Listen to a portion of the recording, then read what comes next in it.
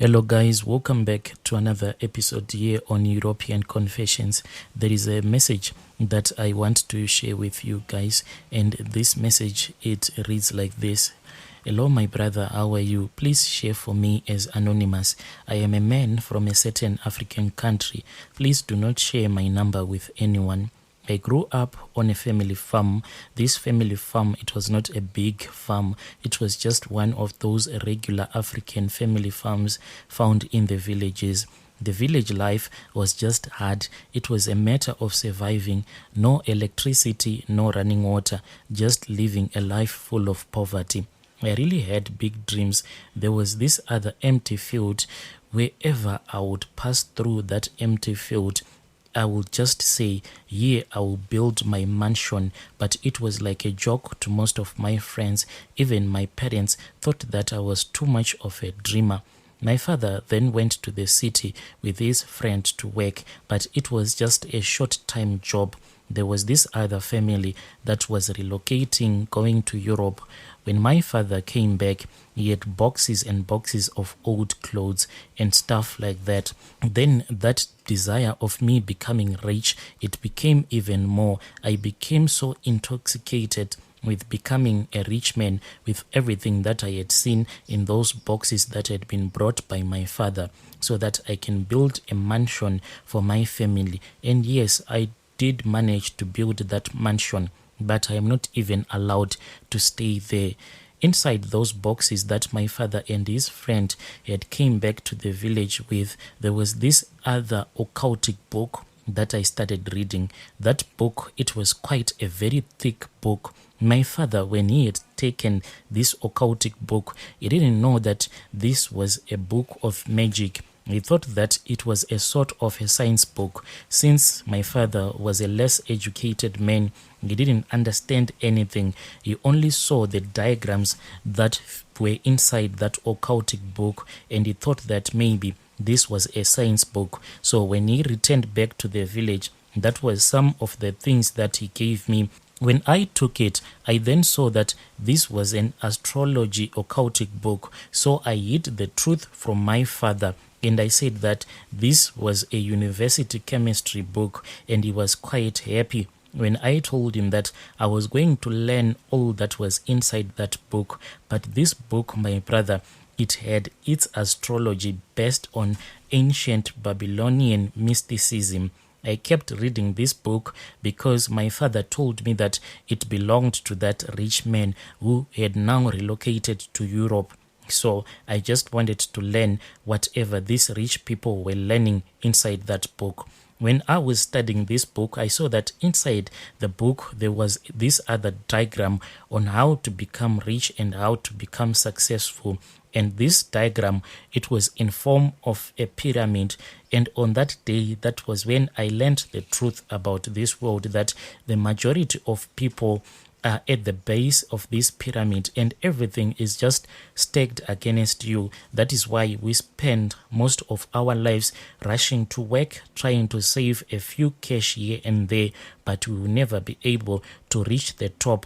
It said, take the black man for an example, but it used the N-word instead of the black man. And it said he is kept at the base of the pyramid by his circumstances, but this is done in a sneaky way, like being denied access to bank loans and work opportunities. Then he started to mention each and every race.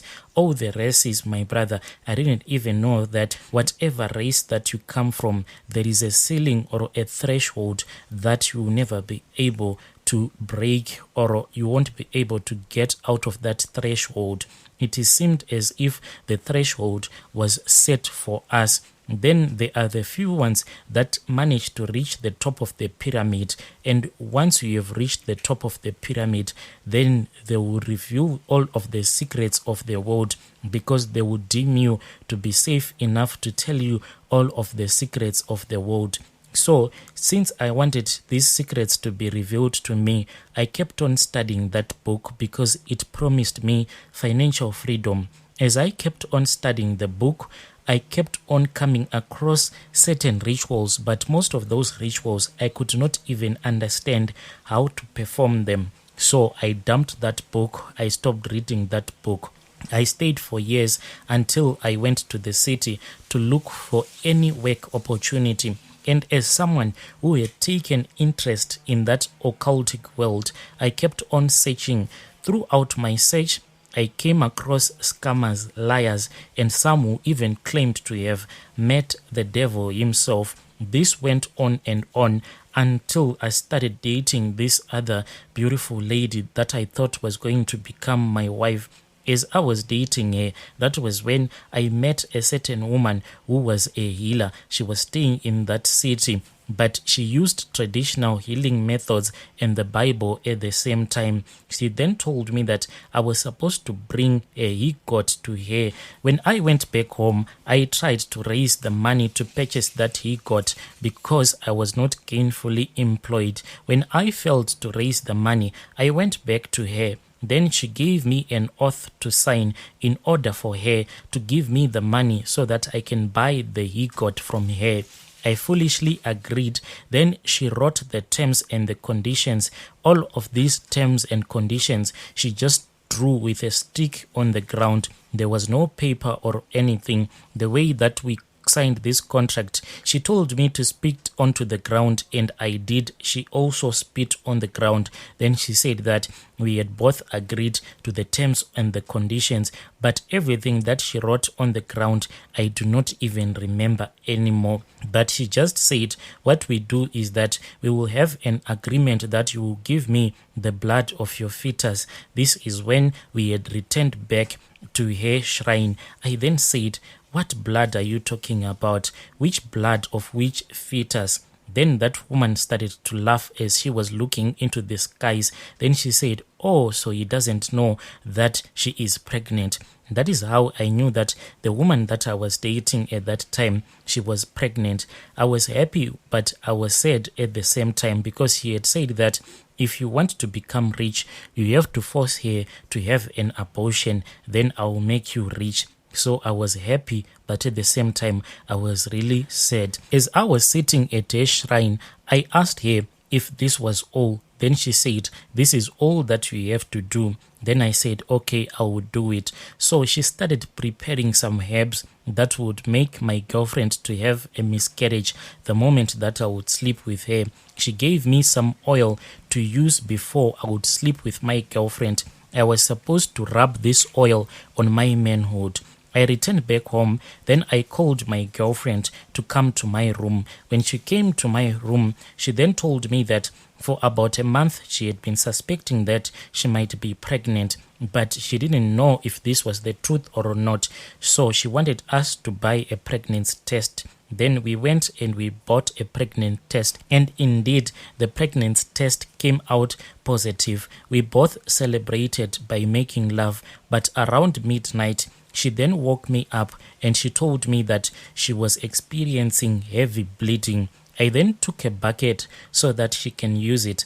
After a lot of bleeding, something came out. This thing that came out of her, it was not a human being yet, but it was just like a cotton ball of blood. I then comforted her and I told her that this was the will of God, but she cried so bitterly. She cried so much, but the more that she kept on crying, even though I pretended as if I was saddened by this miscarriage, but I felt irritated by all of her cries. All that I wanted her to do was to go back to her parents so that I can go back to that oracle and give her the miscarriage blood, whatever it was that she wanted, so that she can make me to become a rich man.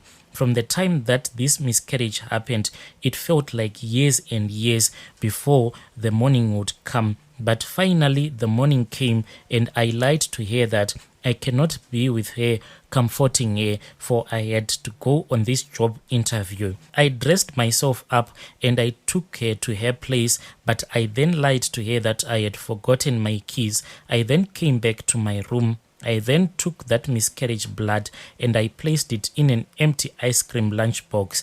I went with that ice cream lunchbox that had the blood of the miscarriage that had happened to my girlfriend, and I gave it to that woman who was a spiritualist. When I arrived there, she had already set an altar, and she laughed at me. And she said that I saw and I knew that you were going to do it. Then we started to do the rituals. I was made to break 10 eggs, and I broke them all without even asking her what exactly I was doing. After I had broken those 10 eggs, then we slaughtered the goat together, and I was made to eat the goat meat uncooked. I then returned back home. Then I started making money. I would hear voices telling me to go to a certain area, and if I would obey that voice when it will be giving me directions, then when I would get there, I would find out that in that place there will be a bag of money. This thing went on for 10 years, and I kept on making money. I returned back to the village, and I started doing this building project that I always wanted to do. But when the house was about to be completed, one side of the wall collapsed, and one of the workers was killed when this accident happened. After that accident had happened, I started experiencing some itchiness all over my body. And even when it would be hot, I would go around with a heavy jacket because I'll be feeling so cold, but at the same time I'll be sweating because I'll be feeling so hot. I then thought of fixing this problem. I returned back to that spiritualist who had helped me, but when I went there to her place, I found out that she had died, and I had never bothered to go back to her place after I started making money. I then found out that her daughter was now working as a healer. Then she said that I had broken the oath. I said, "What oath?" Then she said, "You went on for 10 years without sacrificing, because what I can see in the spirit is that you were supposed to sacrifice one of your relatives, and now that you skipped all of these sacrifices, you have to sacrifice 10 of your relatives, and this sacrifice, it is supposed to be done within a day, or else you are going to die, or you will lose your mind. Do you want to lose your mind?"